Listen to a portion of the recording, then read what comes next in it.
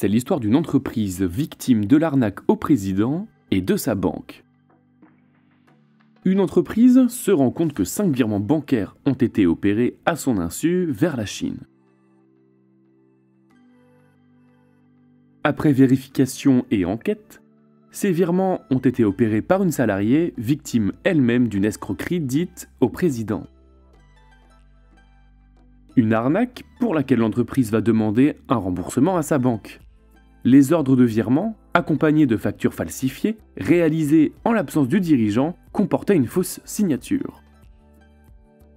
Mais la banque rappelle que ces ordres ont été transmis sur du papier à en-tête de l'entreprise par une salariée, interlocutrice habituelle de la banque.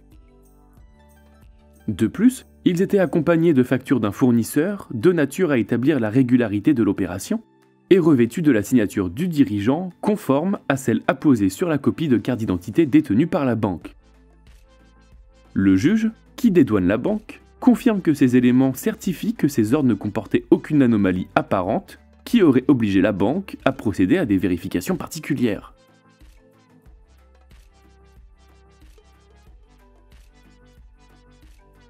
Pour contrer l'arnaque au président, qui désigne l'usurpation d'identité du dirigeant de l'entreprise pour demander à un salarié de réaliser un virement urgent et confidentiel, il est impératif de mettre en place des procédures de contrôle. Par exemple, un système de double validation, favoriser les transactions financières importantes en présentiel, une formation permettant de détecter des techniques de manipulation technologique, etc.